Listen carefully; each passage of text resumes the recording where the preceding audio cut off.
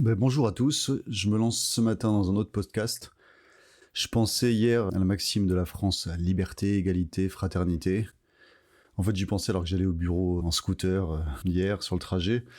C'est un trajet assez court d'une quinzaine de minutes, mais je me demandais comment ces termes étaient perçus en fait par la droite et la gauche. Bon, c'est assez évident que la droite favorise la liberté, alors que la gauche, elle, c'est plutôt l'égalité. Mais en fait, ces notions de droite et de gauche ont elles-mêmes évolué depuis 200 ans.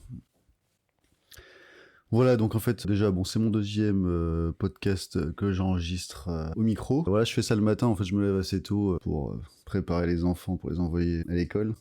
Du coup, après, il y a la nanny qui arrive et j'ai de nouveau du temps. D'habitude, je vais plutôt faire un peu de sport, au fitness.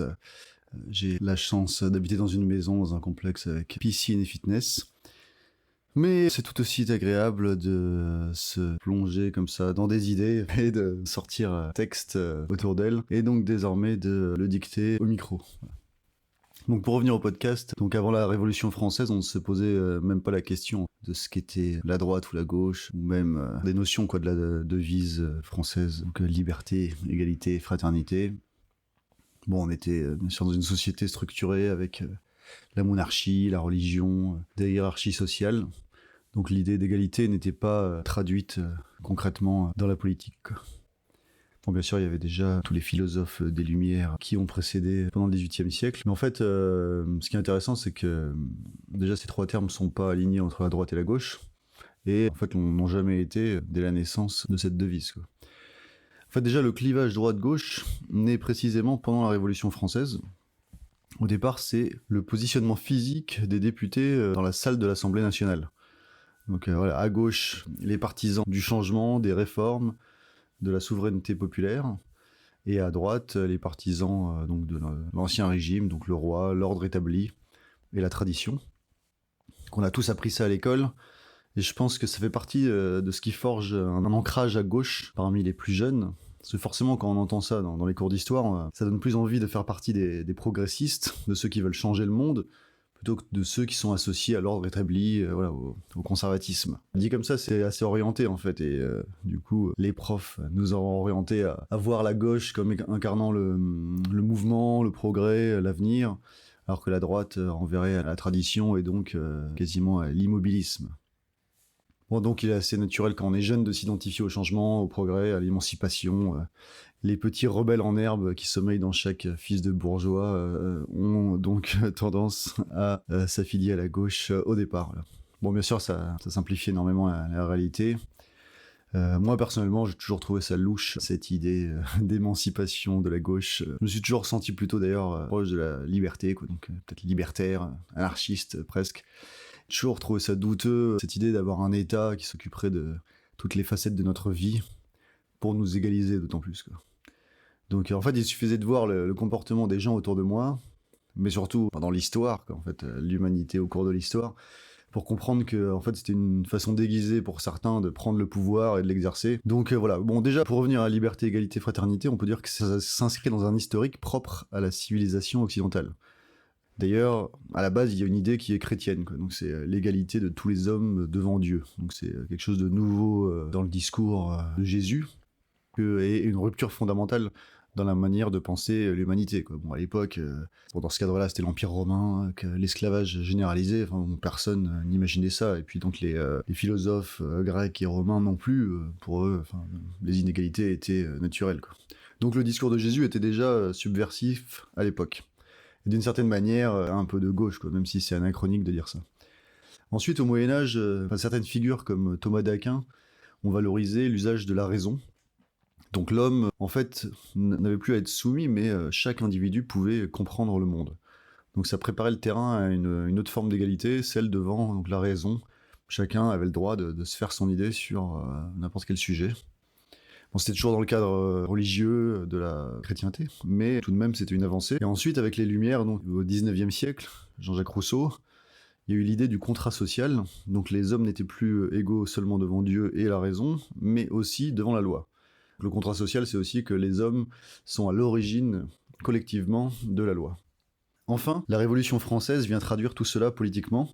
On passe d'un principe moral ou philosophique à une organisation concrète de la société, fondée sur ces 3 piliers.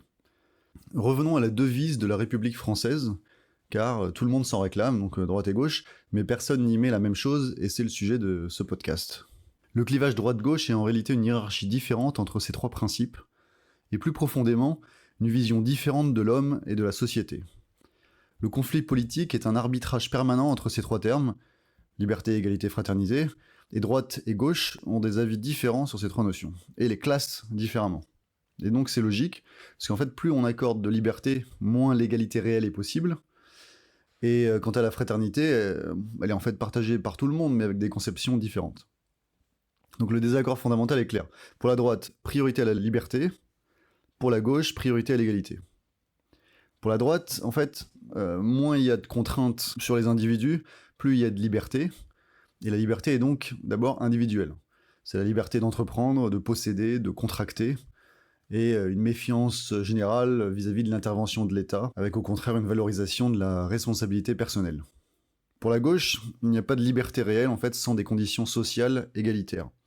Donc à gauche, la liberté est conditionnée par les moyens réels des individus. Les penseurs de gauche déclarent que les conditions matérielles, l'éducation, mais aussi la santé, déterminent une position face à la liberté. Autrement dit, on est moins libre quand on est pauvre, malade et privé d'instruction. La gauche critique le concept de liberté formelle, donc sans égalité de départ. Et sa réponse est étatique. Il faut une force coercitive qui imposera l'égalité pour garantir des libertés plus effectives. Il revient à l'État de corriger les inégalités afin de rendre la liberté effective et non seulement théorique. Bien sûr, beaucoup d'auteurs ont traité de ces sujets, des socialistes du 19e siècle à Karl Marx, mais aussi plus récemment Marcel Gauchet ou John Rawls, qui analysent comme une révolution propre à la modernité démocratique. La liberté ne se conçoit plus seulement comme une absence de contraintes, mais comme une capacité réelle d'agir, ce qui implique nécessairement des conditions sociales et matérielles. Rawls, c'est un philosophe américain du XXe siècle, qui est mort en 2002, et chez lui, cette idée est centrale. Une société juste ne peut se contenter de garantir des libertés formelles, elle doit aussi garantir l'égalité des chances, c'est-à-dire corriger les inégalités de départ pour que chacun puisse réellement exercer ses libertés. Marcel Gauchet, lui, est un historien français, qui est encore en vie, il a 80 ans. Il décrit ce mouvement dans une perspective plus large. La démocratie moderne tend à transformer les droits abstraits en droits effectifs petit à petit, ce qui conduit naturellement à un rôle croissant de l'État dans la prise en charge des conditions d'existence. Gauchet est plutôt neutre. Il ne s'inscrit pas dans une logique militante de gauche, il adopte une position plus analytique. Il met en garde contre une dynamique propre à la modernité, celle d'un mouvement perpétuel vers davantage d'égalité, ce qui tend à étendre sans cesse le champ des droits et des revendications de manière infinie. Selon lui, cette dynamique peut conduire à un déséquilibre. La quête d'égalité finit par fragiliser d'autres dimensions essentielles, notamment l'autonomie du politique et certaines formes de liberté. On peut aussi citer un autre auteur français, lui du 19e siècle, qui est Alexis de Tocqueville. Donc c'est un auteur qui est revendiqué par la droite comme la gauche. Pour lui, l'égalité n'est pas simplement une idée politique parmi d'autres, c'est un mouvement historique, profond et irréversible. Dans De la démocratie en Amérique, il observe que les sociétés occidentales sont engagées depuis plusieurs siècles dans un processus continu d'égalisation des conditions. Ce mouvement ne dépend pas de la volonté des individus ou des gouvernements, il s'impose en fait progressivement, transformant les structures sociales, les mentalités et les institutions. Ce qui était autrefois réservé à une élite devient progressivement accessible au plus grand nombre. Mais Tocqueville ne s'en réjouit pas naïvement. Il souligne que cette dynamique, si elle favorise l'égalité, peut aussi produire des effets ambivalents, une tendance à l'uniformisation, un affaiblissement des distinctions et surtout un risque de conformisme collectif où chacun tend à se rapprocher de la moyenne. Autrement dit, l'égalisation est à la fois le moteur de la démocratie moderne et une source potentielle de tension avec la liberté individuelle. On arrive ici en fait au cœur du clivage droite-gauche. Donc à gauche, l'objectif est de corriger les inégalités pour tendre vers une forme d'égalité des conditions. En fait, la gauche considère que les écarts sont largement produits par la société et donc ils doivent être réduits par l'État pour rendre la liberté réellement accessible à tous. À droite, on accepte davantage les différences et on privilégie l'égalité devant la loi. On estime que les inégalités peuvent être légitimes lorsqu'elles résultent du mérite, du travail ou des choix individuels. En fait aussi plus fondamentalement de la nature elle-même. Si nous pouvons naître égaux en droit, nous ne serons jamais égaux physiquement ni mentalement. Donc de là naît une opposition structurante Pour la droite, la quête d'égalité risque de conduire à un nivellement qui pénalise l'excellence, tandis que pour la gauche, l'acceptation des inégalités revient à figer des injustices et à limiter les possibilités réelles des individus. Donc outre la liberté et l'égalité, la devise inclut la fraternité. La fraternité constitue sans doute le terme le plus ambigu de la devise, car elle oscille entre deux conceptions profondément différentes. À droite, elle s'inscrit dans un cadre enraciné, national, culturel, et relève d'une logique de charité, souvent volontaire et limitée à une communauté définie. Le terme même de charité renvoie historiquement à une dimension religieuse, et plus largement à une aide qui relève d'initiatives privées plutôt que de l'État. Ce sont des individus, des associations ou des institutions qui prennent en charge cette solidarité, et non une organisation centralisée et obligatoire. À gauche, elle devient un principe politique universel, traduit par des mécanismes de solidarité institutionnelle et une extension continue des droits. C'est à l'État de s'en charger et pour cela tous les citoyens doivent être mis à contribution, qu'ils le souhaitent ou non. Ce clivage se retrouve aujourd'hui dans des débats très concrets. Faut-il penser la solidarité à l'intérieur de frontières et d'un cadre commun, ou l'étendre à l'ensemble de l'humanité ? Autrement dit, fraternité renvoie à une tension entre communauté et universalisme, entre appartenance et ouverture. Ce qui apparaît clairement, c'est une divergence dans les priorités.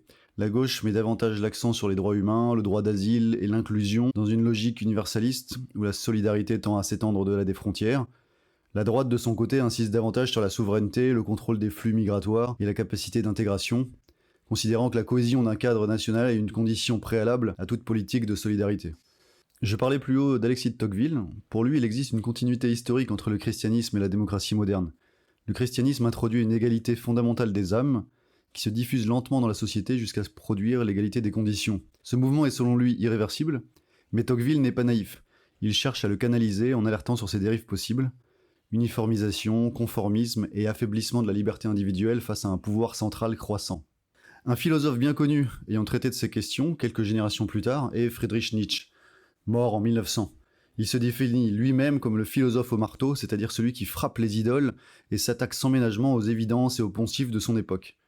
Chez lui, la critique est frontale. Il remet en cause les fondements même des valeurs morales héritées, en particulier celles issues du christianisme, qu'il considère comme à l'origine d'un renversement des hiérarchies naturelles.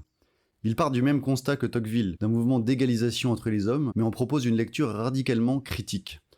Dans la généalogie de la morale, il voit dans le christianisme une révolution morale des faibles contre les forts, issue du ressentiment, qui vise à inverser les hiérarchies naturelles et à valoriser la médiocrité au détriment de l'excellence. Là où Tocqueville accepte l'égalité comme un destin à encadrer, Nietzsche y voit au contraire un processus de nivellement et de décadence qu'il appelle à dépasser.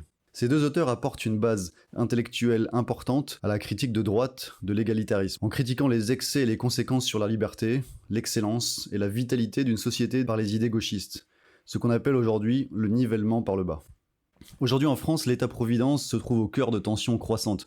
La redistribution vise à corriger les inégalités, mais elle pose des questions d'incitation et de soutenabilité à long terme. La bureaucratie devient tentaculaire, la dette semble impossible à résorber et s'aggrave à chaque nouveau gouvernement. La gauche aura beau dire. Emmanuel Macron s'inscrit dans une continuité de politique de dépenses et de redistribution qui prolonge cette dynamique. Plutôt que de la remettre fondamentalement en cause, il persiste dans cette politique et il est donc de gauche. La dette reporte le coût des décisions présentes sur les générations futures, elle restreint donc leur liberté. Trop d'égalité, en général, restreint la liberté. Nos sociétés occidentales semblent engagées dans une extension continue des droits, sans toujours parvenir à définir clairement les limites, ni à arbitrer durablement entre ces principes en tension. Liberté, égalité, fraternité ne sont pas des évidences, mais des principes en tension permanente dont l'équilibre n'a jamais été définitivement trouvé. Le clivage droite-gauche n'est pas une opposition accidentelle, il traduit deux visions profondément différentes de l'homme et de la société, entre égalisation et différenciation, entre liberté individuelle et organisation collective. Reste alors une question ouverte, peut-être insoluble, jusqu'où peut-on pousser l'égalité sans entamer la liberté ? Et peut-on encore faire vivre une véritable fraternité sans cadre commun ?